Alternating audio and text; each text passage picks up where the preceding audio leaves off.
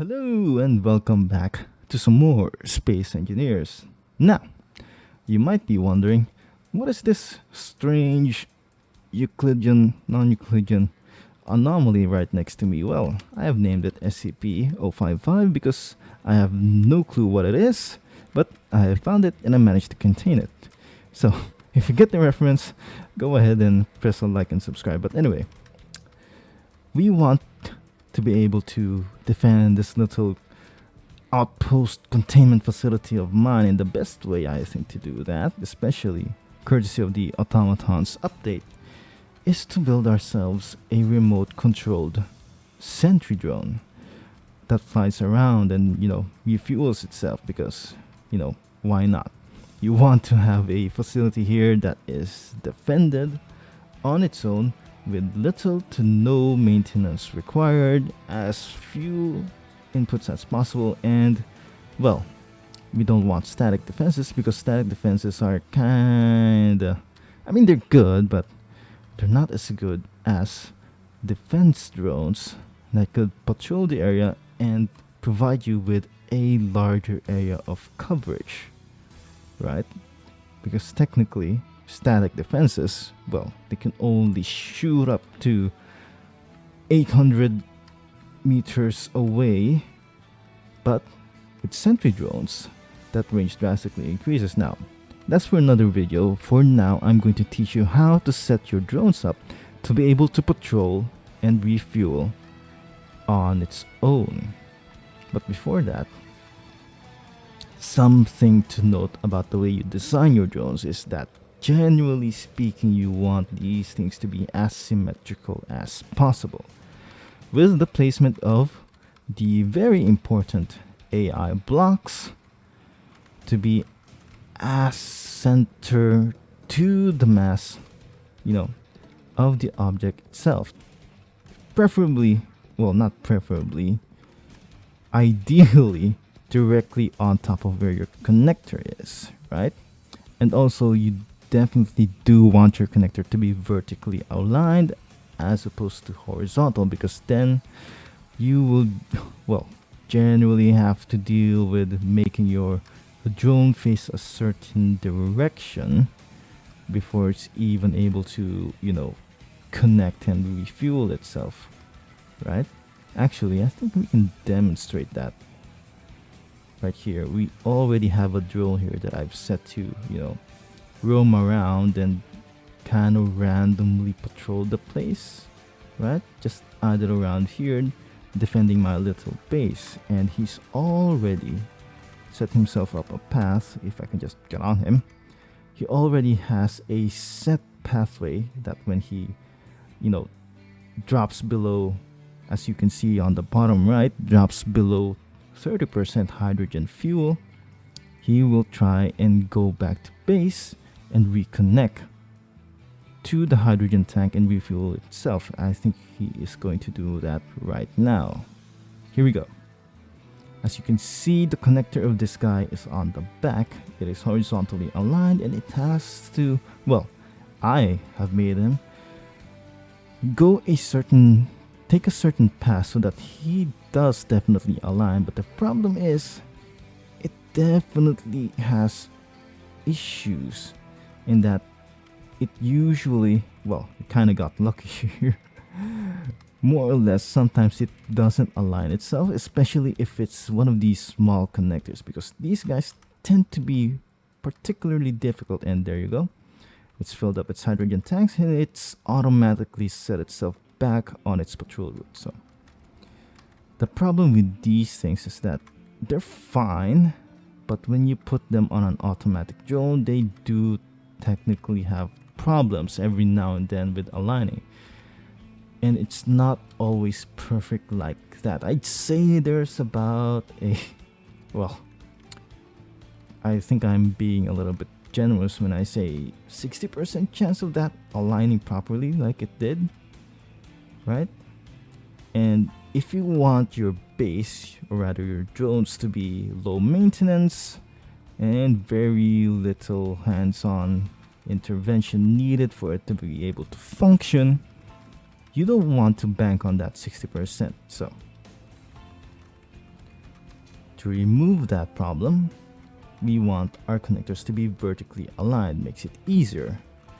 And another part of that equation is to place your, AI control blocks more or less directly on top and center to this connector. That's why we have this little little converter here, right? To remind ourselves where we need to put the stuff, the air blocks that's going to tell this thing where to go and how to dock onto whatever.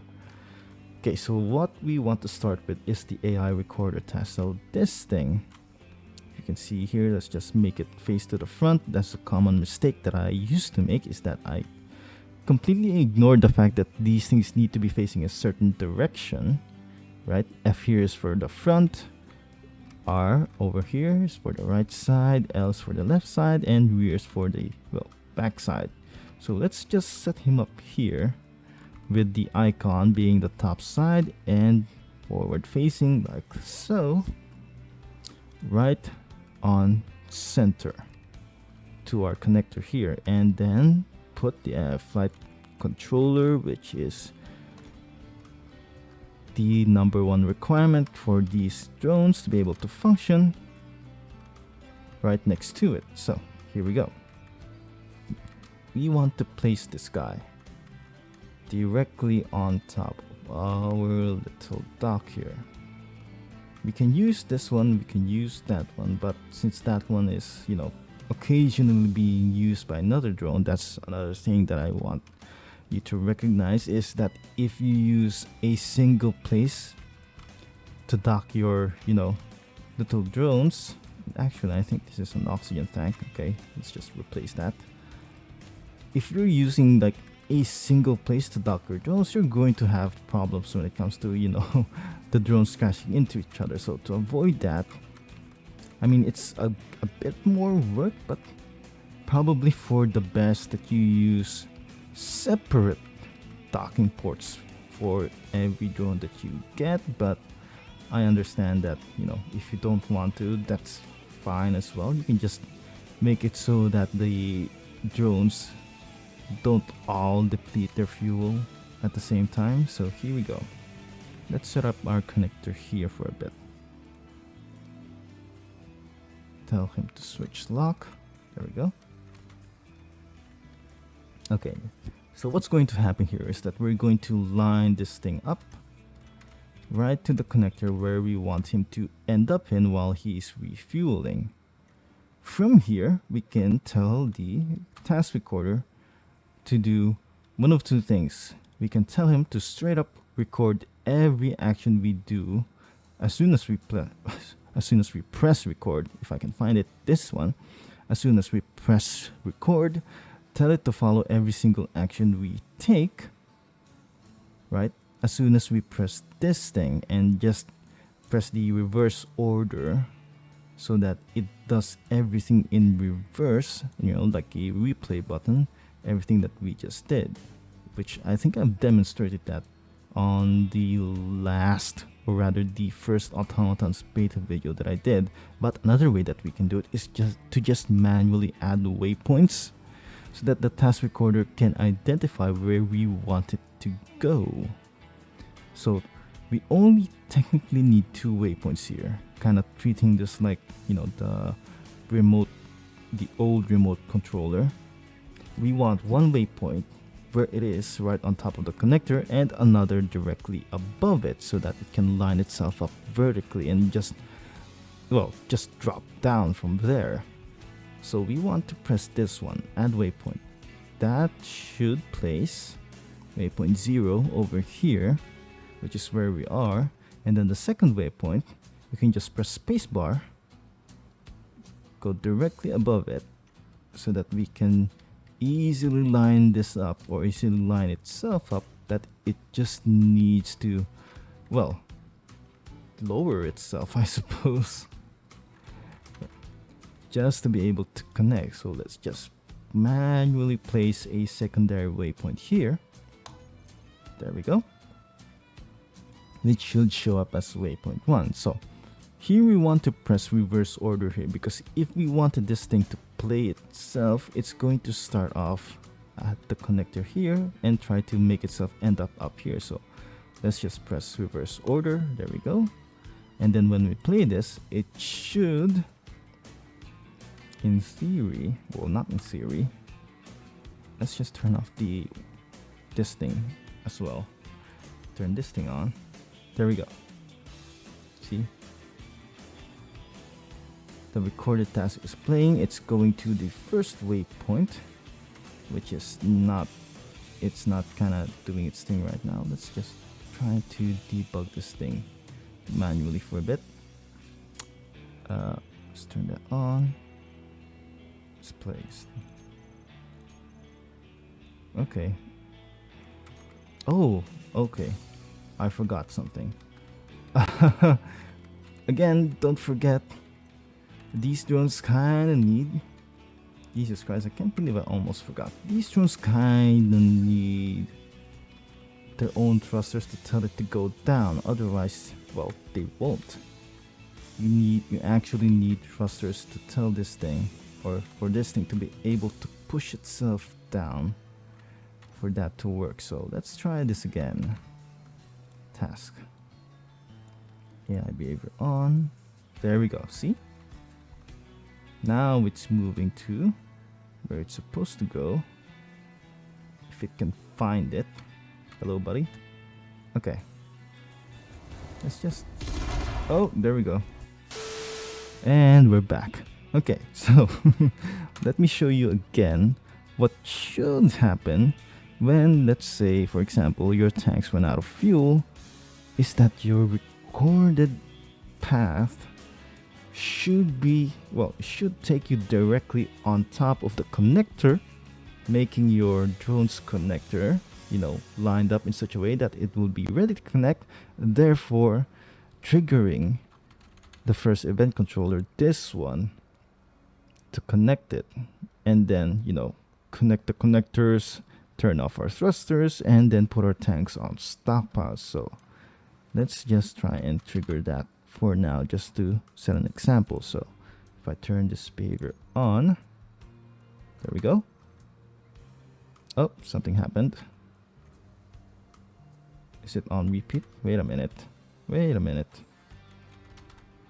Okay, it's just doing teabags. Okay. Take it seriously, buddy. There we go. See? Fairly simple. And now my thrusters are turned off, and as you can see, my tanks are stockpiling currently.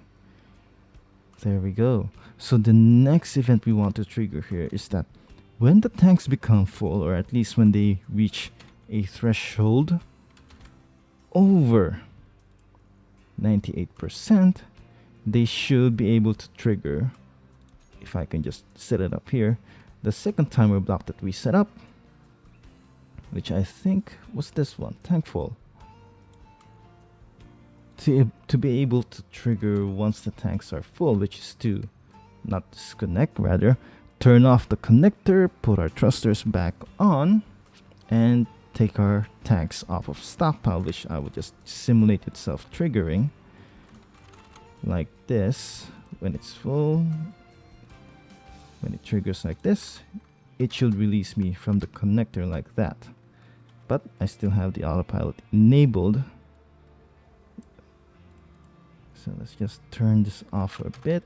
There we go. See? And this thing should be able to go back to its normal patrol route. Okay. So let's see. Let's try and simulate what happens when this thing needs to refuel, right? Let's just try and, you know, eat up a bunch of its hydrogen, right? Go crazy a little bit here. Okay, so let's pretend that this thing is almost out of hydrogen. Like, let's say it's supposed to, you know, trigger the refueling process or send this thing on its way back to home base once it reaches below 30% hydrogen capacity, right? So let's just go find our event controller, our third one, which is, let's just call him the refuel event. There we go. Set our conditions up. gas tank filled, and we want this thing to go equal or less than, to see if it reaches below, let's say 30%, right? And use both of our hydrogen tanks. There we are. Now, what we want this thing to do is, as soon as it reaches below 30%, we want to tell this guy to refuel, and that involves turning on the recorder, which we can just set this thing up, take this thing, right, and have him play, or at least what we can have him do is just turn on and off the AI behavior, right, from here, which we shall do like this. Turn AI behavior on, and then from there we can also set up for when this thing connects, if I can find it, have it turn its recording off when the thing finally connects itself, which is this thing. Set up actions, AI recorder, AI behavior off. There we go. Okay, so that when this thing, when I trigger, let's just say, trigger the event that will, detect this thing when it reaches a certain level below its fuel line, the timer, if we can find it, to send this thing all the way back to base and have him, line itself up and do the connection process and do its own refueling. So what we do, I think, if I'm not forgetting, I think we should also at this point make it turn on the connector so that, toggle block on. Okay, so what should happen here is that if I trigger that timer block, just to simulate this thing running out of hydrogen, it should send us back to base. Timer refuel. It should send us back to base and do the whole refueling process. So let's just do this. And nothing happened. Hold on. Okay, it's idle, so there we go.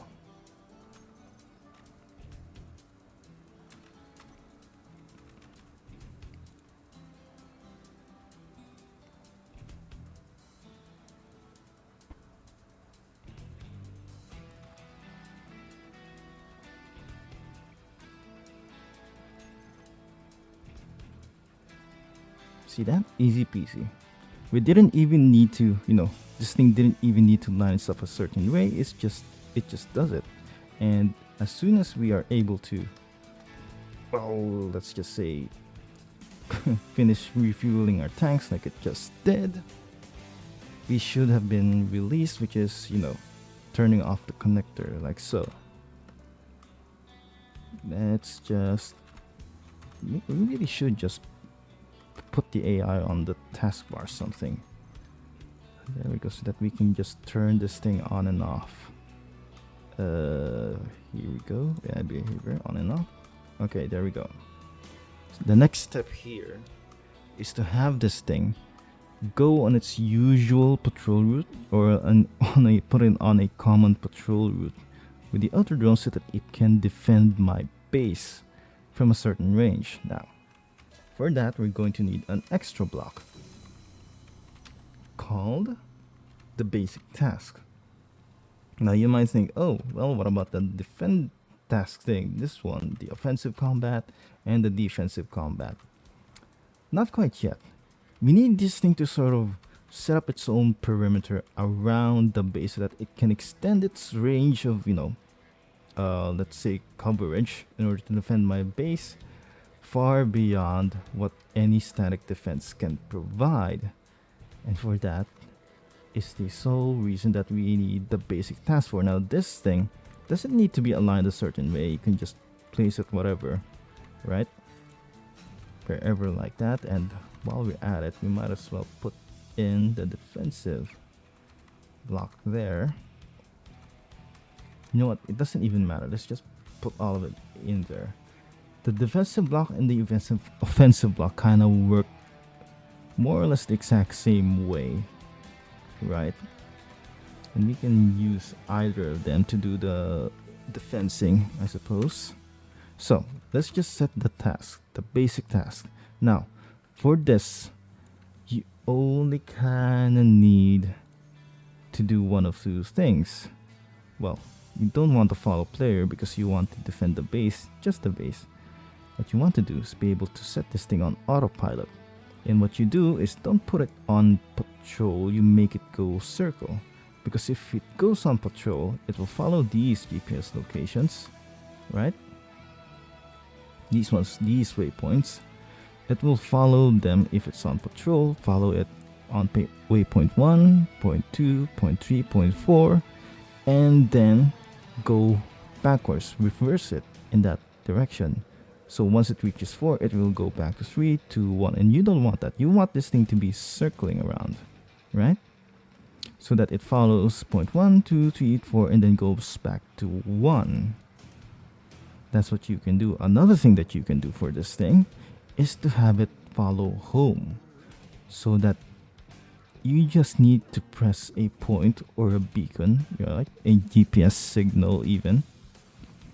And have it sort of wander around, just meander about like this, wander and idle.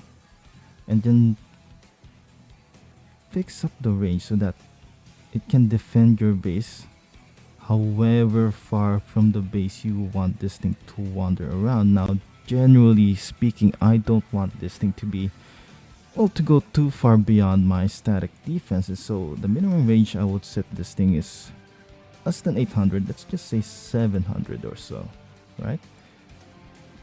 And the max range definitely would have to be 800. There you go. You know what? We can just actually type here 800 like that. And what's going to happen is that if I allow this thing to just, go about it, it's just going to wander, right? Somewhat aimlessly within 700 meters of the beacon that I set in, or the beacon that I, indicated on it. So if I can just turn this on, there we go. Let's put on collision avoidance actually, right? Without crashing into the ground, it's just going to wander within that, area that I allowed it to, within 700 to 800 meters of the base. You see him wandering away. Pay attention to those signals, right? Once it reaches, okay, just crash into a tree. Once it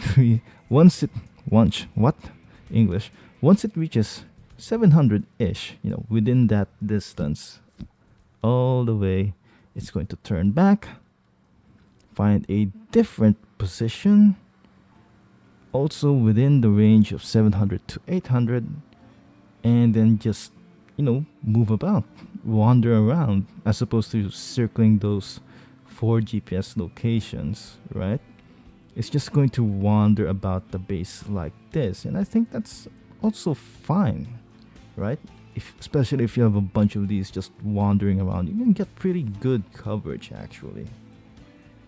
So now that we've done that, what we need to do last for this thing to be able to actually defend is establish the defensive AI controller.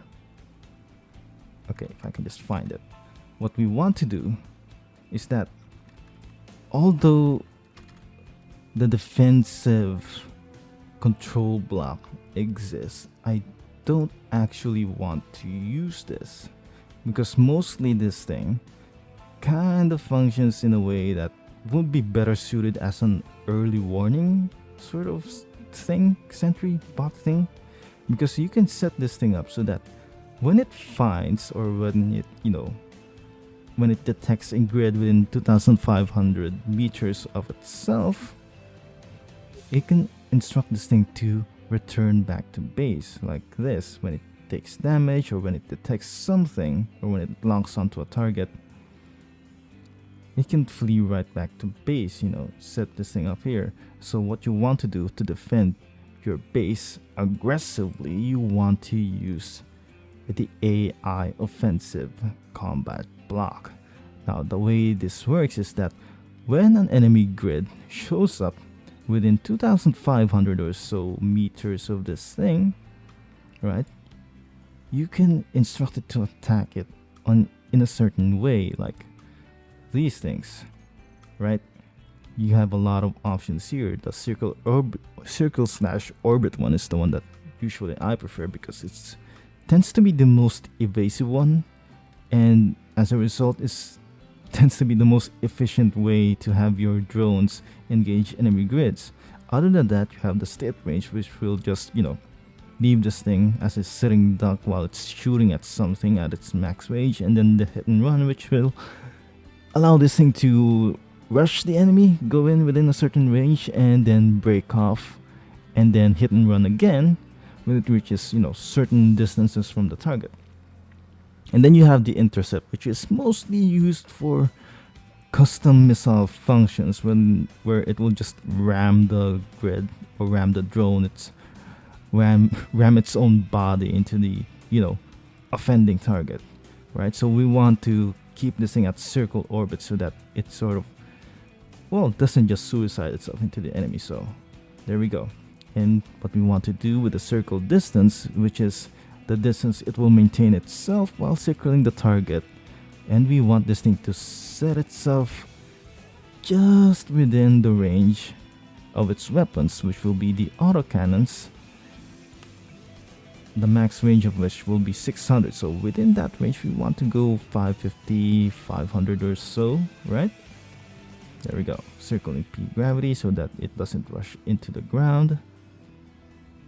Other than this, we want it to be able to use static weapons. Now, the reason I don't have, manual facing weapons on this thing is because they kind of can be unreliable, right? I mean, technically the drone is going to keep facing the enemy, but it's not always going to be facing directly, especially if it's a moving target. So you want this thing to be using static weapons instead, so that whichever way the drone is facing or however fast the enemy grid is going, as long as it's within range, your turrets are going to be shooting themselves off. Okay, so now that that's done, let's just leave this thing to turn on. Now, technically, this thing is only going to override the AI controls whenever an enemy grid shows up, right? So you don't have to worry. You can just leave this on and never actually turn it off, right? And you'll be just fine. So now, let's actually check out what happens when this thing finds itself an enemy grid, right? Let's see this thing actually in action. But before we do that, I think we should make a couple more, right? Because these drones, they kind of work best when there's more than one. The whole point of them is to be disposable and mass producible little defenders of your base, right? So there you go. Let's put in another one. So we have 3 plus the extra smaller drone that I've already put in. And what we're going to use is this one, this large boy over here that we've set up a certain range, right? We've set it at this range specifically so that it is, it would be slightly outside of the range of static defenses to prove a point. Let's just back him up a little bit more actually. Okay, so he's more than 800 meters away from the base, meaning as long as the base hasn't locked into this thing, its static defenses aren't going to start shooting at this thing because it's way out of automatic aiming range. So what we do, if this thing happens to be an enemy grid, which we will convert it into in a second, let's just send this guy to the Space Pirates faction. Okay. So it's not going to be immediate. It's gonna take the drone some time to move into position and start, hammering onto this thing, basically. There we go. Well, technically, my turrets sort of outrange these things for now, but see, there we go. The drones are now shooting at me, right? There we go. See? It will be a lot more. Well, it should have been a lot more convincing if there was more of them, but you get the idea, right? They work pretty well. See? I mean, they're kind of getting wrecked, but the point is to have more of them, so let's actually do that. Let's try and put more of these guys out here. I mean, if you were trying to defend the base, right? How many static defenses are you going to put up? I'd say about 5-ish, wouldn't you? 5-ish would be the minimum, I suppose. Right? So let's just try and put in more than a few. 2, 3, 4. Right? And watch these guys get to work. Right. Let's just enjoy the show here. There we go. They're all shooting. Then what they should do here is start circling once they get into range. Right? There we go. Kinda not, which is kinda disappointing. Rather, they should be circling the thing a bit. Definitely more than this. Did I mess something up though? I might have. I mean, but you get the point rather. Right? Oh, there he goes. He's actually circling. Let's actually put in a few more. 1, 2, 3, 4, and 5.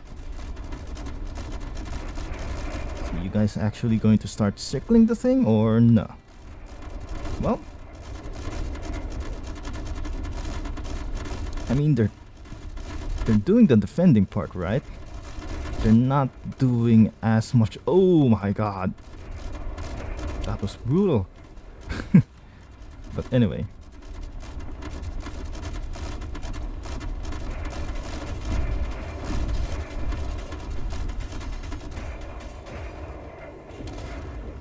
well, there's that. But you see them doing their job, you know. If these things were a bit more well armed against this thing that I've designed, you know, specifically to invade bases, like little outposts like this, might have done. Actually, they did quite a bit of damage to this thing. Actually, it's not too terrible considering how well armored this thing's front is. Actually, that's not bad. They took out 1, 2, 3, 4. Yeah, they took out actually 5. They took out 5 of the front-facing turrets, so that's not actually terrible, all things considered. And if I had bothered to, you know, arm these things a bit more, considering how well armored this thing is, right? They might have done a bit more damage to this thing. So there you go. Very simple defense drones. You only need to use the offensive blocks instead of the defensive ones, actually. While we're on it, we might as well try and find a way to bring this thing down, right? How many do we need to take this baby down? Let's try. For some reason they don't actually like circling the thing, which I think I messed up, because I've done testing earlier with, you know, a different design of drones, and they definitely were circling the main target. But for some reason, I think I might have messed up something with these guys, but we definitely saw at least one of them try to circle this thing earlier. Yeah, and the reason they're kind of getting wrecked, if they weren't, you know, standing still in the air like sitting ducks, they definitely would have fared a lot better against this thing, right? They would have been way more evasive, and like they're doing right now. See, They're circling. They're doing exactly what they're supposed to. They're just slower. Slower than I would like them to be. But, if they had been doing that from the start, there would have been a lot more work done. A hell of a lot more work done here. And there we go. Is this thing gonna get shot? Oh. Oof. Right. Oh my god, this thing is brutal. I may have built this thing a little bit too well for its purpose. But anyway, you get the idea, right? You get the idea.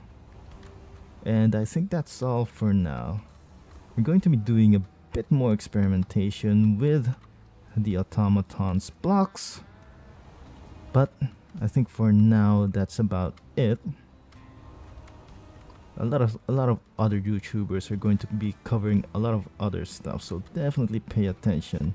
This is a very exciting time for space engineers, and with that, I bid you adieu. So let's just end this with, some more action. Just because.